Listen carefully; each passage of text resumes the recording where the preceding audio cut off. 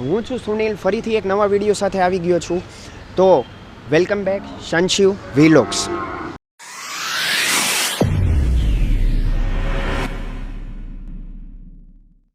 આજનો વિડીયો થોડોક ખાસ છે અને દર વખતે હું આવું જ કંઈક નવું લઈ આવતો હોય, તમને એ પણ ખ્યાલ છે. તો આજનો વિડીયો એવો છે, એક શોભાયાત્રા જે 31 વર્ષ માટે થઈને શરૂ થયેલી છે અને 9 વર્ષ પૂર્ણ થઈને 10મું વર્ષ તેણે સ્ટાર્ટઅપ કર્યું, એટલે કે 10મું વર્ષ ચાલુ થયું છે.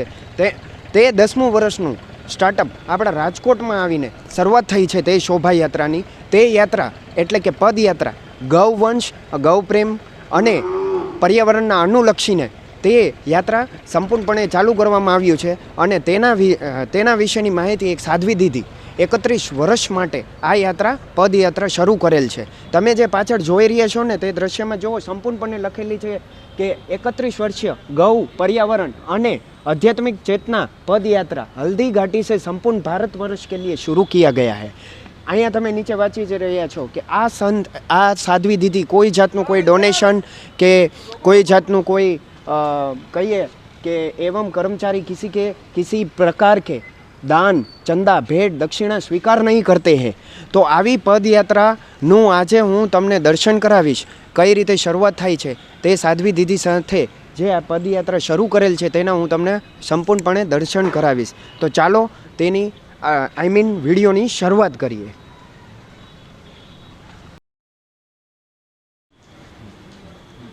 इंडिया में 2-3 जगह लोग 31 वर्षનો છે, 31 વર્ષ પગપાળા ચાલવાનું, કોઈ દાન ફાળો લેતા નથી અને ગાયોની જાગૃતિ અને પ્રકૃતિના વિકાસ માટે આરોગ્ય, આધ્યાત્મિક અને વૈજ્ઞાનિક મહત્વ સમજાવવા. સ્વામી આજરોજ આ પદયાત્રા આત્મીય કોલેજના આંગણે પધારેલી છે, તેના વિશે આજરોજ રાજકોટ મહાનગરમાં અને તેમાં પણ યોગીધામ ગુરુકુળ આત્મીય પરિષદના આંગણે આજે સાધ્વીજી અને તેઓની સાથેના સેવકોને ગૌ માતાની જે યાત્રા અહીંયા આવી છે, ખરેખર ખૂબ જ આનંદ અને ધન્યતાનો અનુભવ થાય છે.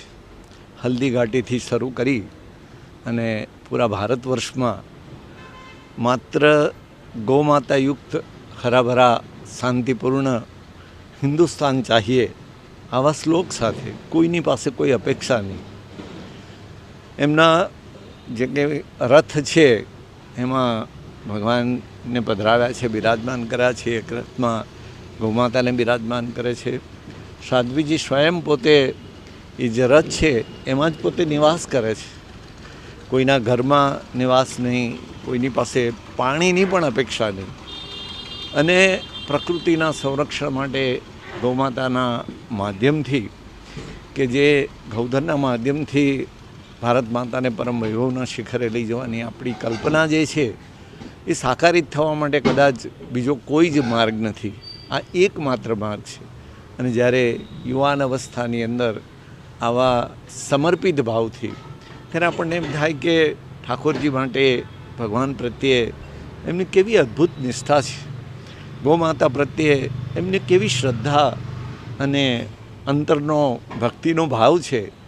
અને એ ભાવ અને ભક્તિ સાથે લઈને તેઓ જ્યારે પદયાત્રા કરતાં કરતાં સમગ્ર ભારત વર્ષમાં આવી રીતે લોક જાગૃતિ માટે ફરવાનો એમનો જે સંકલ્પ છે, ત્યારે આપણે જે એમ કહીએ છીએ કે ભારત માતા એ બહુરત્ના વસુંધરા છે, ત્યારે આવા દર્શન કરવાનો સુયોગ આપણને પ્રાપ્ત થાય ત્યારે એ ઉક્તિ આપણી સાચી પડતી લાગે છે.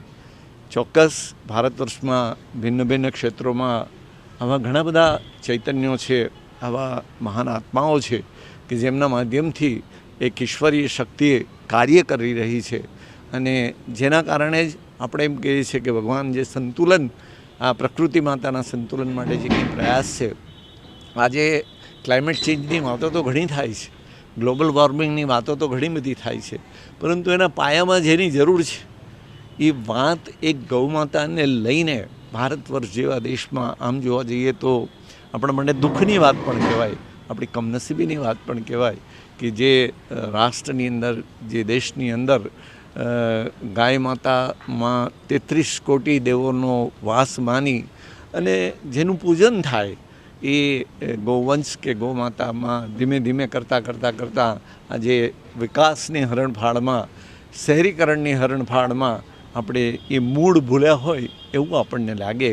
અને ત્યારે આવા એક દિવ્યાત્મા, આવી એક ચેતના જ્યારે સમગ્ર ભારત વર્ષમાં ભ્રમણ કરી અને પોતાના આત્મબળથી, ઠાકોરજીના બળથી જ્યારે એક અદ્ભુત તપશ્ચર્યા કરીને એક મંત્ર લઈને ચાલે છે, ત્યારે ચોક્કસ ભગવાન એમણે નક્કી કરેલા આ યુગ કાર્યમાં ભગવાન જેને પસંદ કરે છે એને જ કદાચ આવું જ્ઞાન આપે છે. આ જ્ઞાન એટલે એમની સાધના છે, આ જ્ઞાન એટલે સેવા છે, આ જ્ઞાન એટલે એમની તપશ્ચર્યા છે. અને આવી એક સરસ મજાની જેને શબ્દોમાં ન વર્ણવી શકાય એવી અદ્ભુત સાધ્વીજીની આ યાત્રા આત્મીયના આંગણે આવી છે, ત્યારે ખરેખર ખૂબ ખૂબ આનંદ થાય છે. આજે બાળકોને સામે જઈને, બાળકો સન્મુખ જઈને એમને જે વાતો કરી છે, બાળકોએ ગાય માતાના જે દર્શન કર્યા છે, યુવાનોને એમને જે પ્રેરિત કર્યા છે, એ વાતથી ખરેખર હૃદય આનંદિત થઈ જાય છે.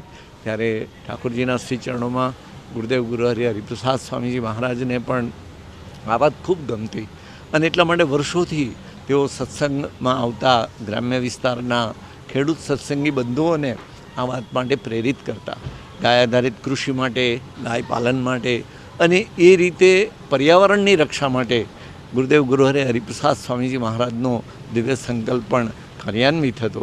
અને આજે એ જ વાત જ્યારે સાધ્વીજી લઈને સમગ્ર ભારત વર્ષમાં ભ્રમણ માટે નીકળ્યા છે, ત્યારે ગુરુદેવ ગુરુહરિ હરિપ્રસાદ સ્વામીજી મહારાજનું એ પાવન સ્મરણ પણ થાય છે, એ દિવ્ય સ્મૃતિ પણ થાય છે.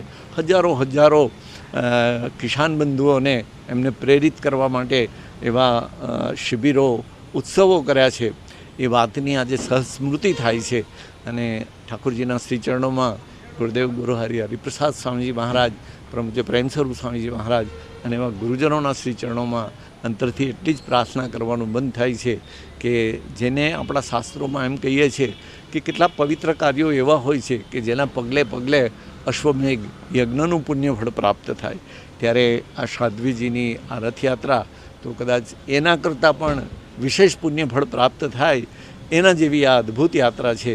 અને એનું વહેલામાં વહેલી તકે ઠાકોરજી આપણને પરિણામ સર્વત્ર વ્યાપક બને. માત્ર સાધ્વીજી જે કંઈ પરિશ્રમ લઈને એક ભક્તિપૂર્ણ હૃદયથી પોતાનો એક વિચાર, પોતાનો એક પ્રસ્તાવ લોકો સામે મૂકે છે, એ બીજ અંકુરિત થઈને મોટું વટવૃક્ષ બને અને તો જ ભારત માતાને પરમ વૈભવના શિખરે આપણે લઈ જઈ શકીએ. એના પાયામાં એમણે આ જે કંઈ યજ્ઞ આરંભ કર્યો છે એમાં સમગ્ર રાષ્ટ્ર આહુતિ આપવા માટે આગળ આવે. ધીરુભાઈ છે, દિલીપભાઈ છે, અમારે ચંદ્રેશભાઈ છે, ઘણા બધા ગૌપ્રેમી આપણા રાજકોટ અને સૌરાષ્ટ્રમાં તો છે જ. અને એ જ રીતે એની સંખ્યા દિવસે દિવસે વધતી જ જાય છે. એના પાયામાં ક્યાંક આવું તપ જરૂર સમાયેલું છે. અને એટલા માટે પુનઃ એ જ પ્રાર્થના કરવાનું મન થાય છે કે આના પરિણામો સંપૂર્ણ 100% વહેલામાં વહેલી તકે સમગ્ર ભારત દેશને મળે. દરેક ગામ, દરેક ઘર આનાથી જાગૃત બને અને ઘરે ઘરે ગાય માતા એટલા જ આદર થકી, એટલા જ પૂજ્યભાવ થકી દરેક ઘરે ગાય માતા હોય.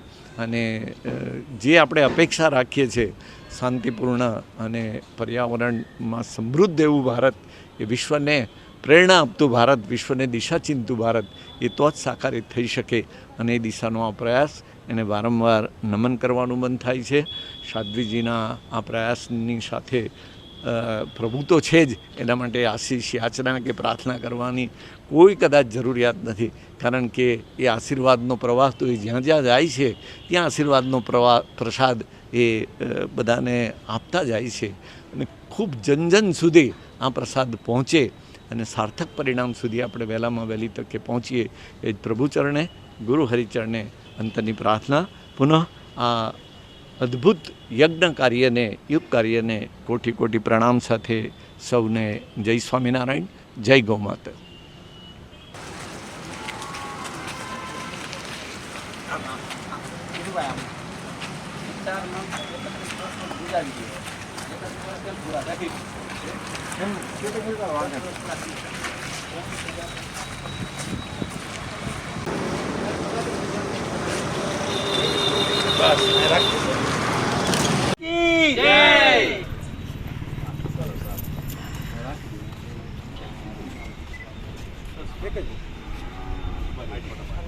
અને મારા વિવરો જે તમે જોઈ રહ્યા છો, તો પાછળ તમે જોઈ રહ્યા છો દર્શકો મિત્રો અને ખાસ કરીને મારા વિવરો, મેં તમને જેમ જણાવ્યું હતું શોભાયાત્રા આવી રીતે જો ચાલુ થઈ ગઈ છે. તો આ રીતે તમને દર્શન કરાવું છું કે કઈ રીતની શોભાયાત્રા એટલે કે પદયાત્રા નીકળી છે. જે સાધ્વી દીદી 31 વર્ષ માટે પદયાત્રા સંપૂર્ણપણે ચાલુ કરી, એ પણ નિસ્વાર્થ ભાવે, કોઈ પણ દાન દક્ષિણા કે ચેરિટી એનું કોઈ એ લોકોને એવો કોઈ લક્ષ્ય નથી. તો તમે જોઈ રહ્યા છો સાધ્વી દીદી આ રીતે પગપાળા કરી આ યાત્રા શરૂ કરેલ છે.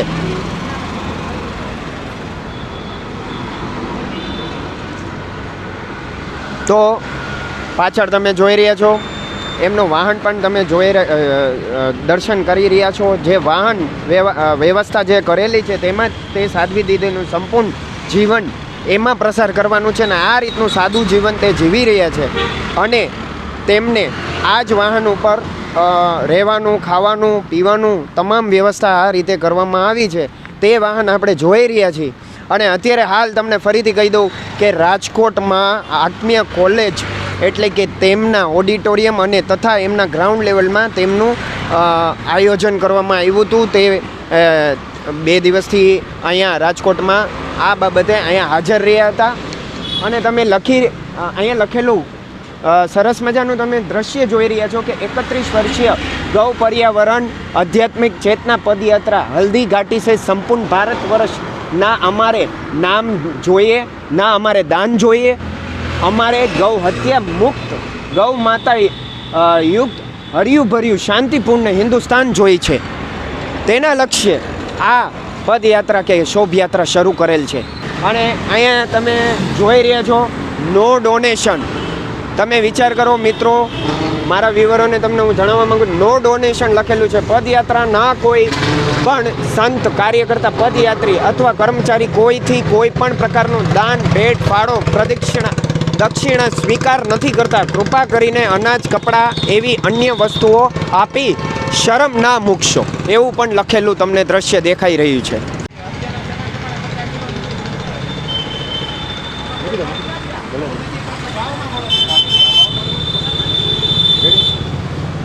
माता जी ये जो पदयात्रा से आप निकले हुए हैं, तो गौ माता की पदयात्रा निकली है, उसके बारे में आप आज से 9.25 वर्ष पहले 4 दिसंबर 2012 को महाराणा प्रताप सिंह जी की वीरभूमि हल्दी घाटी से सुबह 3:15 बजे यात्रा रवाना हुई। अब तक इस यात्रा के माध्यम से 90,000 किलोमीटर की दूरी यात्रियों ने पैदल पार कर ली है। 19,700 गाँवों में गौ माता जी की महिमा का बखान करते हुए राजस्थान राज्य में कार्य को पूर्ण करते हुए गुजरात प्रांत में ये अब अपने अंतिम पड़ाव में है। इसी तरीके से प्रतिदिन यात्रा 2 गाँव में जाती है और इस यात्रा की कुल 3 शाखाएं हैं। प्रतिदिन 6 गाँवों में प्रोग्राम होते हैं और इसी तरीके से ये यात्रा अनवरत रूप से 3 दिसंबर 2043 तक चलती रहेगी। यात्रा का एक सुंदर सा प्यारा सा नियम है और कुछ खास उद्देश्य है। यात्रा का नियम है, हमारी यात्रा में यात्रा के यात्री, पदयात्री कहीं से भी किसी भी प्रकार का कोई भी अन्न वस्त्र का या फिर आर्थिक सहयोग स्वीकार नहीं करते हैं। पानी भी मूल्य चुका करने के बाद ही लिया जाता है। यात्रा के मुख्य रूप से 3 उद्देश्य हैं। पर्यावरण की रक्षा हो, आध्यात्म का प्रचार प्रसार हो ताकि पाखंड अंधश्रद्धा भारत से मिटे, और यात्रा का मुख्यतम उद्देश्य गौ माता जी के वैज्ञानिक, भौतिक, शास्त्रीय महत्व को समाज समझे और गौ माता जी से जुड़ करके सुखी, श्रेष्ठ, निरोगी, समृद्धशाली जीवन की ओर बढ़े। माता जी, आप कल राजकोट में आप पधारे, आपकी यात्रा पधारी, राजकोट में आपका कैसा अनुभव रहा? राजकोट में अच्छा अनुभव था। आत्मीय यूनिवर्सिटी में लगभग 4 से 6 प्रोग्राम्स भी हुए हैं। लघु बृहत बालकों से भी बात हुई, समाज से भी बात हुई, और अनेकों गोभक्त जो राजकोट में अपने स्तर पर कार्य कर रहे हैं, चाहे गंगागिर गौशाला है, श्रीजी गोपाल गौशाला है, इनसे भी संवाद हुआ, इनसे भी बातचीत की और अनेकों अनेक गौभक्तों से भी यहाँ मिलना हुआ। अब यात्रा राजकोट के ही एक एरिया स्वाति सोसाइटी जहाँ पर घर घर गाय माता हैं वहाँ जा रही हैं। वहाँ का आयोजन धीरू भाई जी देख रहे हैं। बहुत अच्छा अनुभव था। राजकोट में अच्छे गौभक्त और अच्छे स्तर पर काम चल रहा है और भी उम्मीद है कि आने वाले 10 सालों में राजकोट में गौ माता जी को लेकर के काफ़ी अच्छा काम हो जाएगा, जिस तरीके से आज की स्थितियाँ दिख रही हैं। माता जी, आप हमारे चैनल के माध्यम से लोगों को क्या संदेशा देना चाहेंगे? मैं वर्तमान समय में ये कहना चाहूँगी कि जितने भी दर्शक हमें देख रहे हैं, गाय माता जी के सेवा जहाँ पर भी आपको जैसे भी मिलती करिए। लंपी नाम का रोग वर्तमान समय में गौ माता पर आए हैं, तो लंपी के अगर कोई गाय माता हैं या सामान्य रूप से भी उनको बुखार आदि आया है, हल्की पैरों पे गले पर सूजन आदि हैं, तो आप उन गाय माता जी की चिकित्सा में लग जाए। देसी या होम्योपैथिक जैसे भी औषधियाँ आपको आसपास में उपलब्ध है, कुछ आप घर पर ही बना सकते हैं, जैसे काली मिर्च, हल्दी, गुड़, घी और जौ का आटा इकारा मिला के, तो ऐसे आप दें। और मैं ये कहना चाहूँगी जितने भी प्रेक्षक मुझे देख रहे हैं, अगर उनके घर में गाय माता है तो कृपा करके अंतिम समय तक गौ माता जी के आंगन में ही सेवा करें। दूसरी बात कही जाती कि बैलों का या नंदियों का क्या होगा, तो उनकी भी अपनी एक उपयोगिता है। हम ट्रैक्टर से खेती कर रहे हैं, पर बीज बुआई का काम बैलों से हो तो नंदी भगवान इधर उधर आपको घूमते हुए नहीं दिखेंगे। और जो आज़ाद गोवंश शहर में गाँव में घूम रहा है, उनको भी अपन अपने अपने आंगन में बांध के सेवा कर दें। सिर्फ दूध के लिए रखे जाते हैं। दूध उनका अतिरिक्त लाभ या प्रसाद में मिलने वाली वस्तु है, चीज़ है। इसके अतिरिक्त गाय माता हमें बहुत कुछ देती है जो सेवा से हम पा सकते हैं। तो आप थोड़ा सा दूध के स्वार्थ वाले विषय को छोड़ करके गाय माता की और भी विशेषताओं को समझते हुए सहज भाव से दूध न देने वाली गाय माता की भी या नंदी बैल भगवान की भी सेवा में लगे। ये मेरा विशेष अनुरोध रहेगा और इससे आपको बड़ा अच्छा अनुभव और लाभ मिलेगा।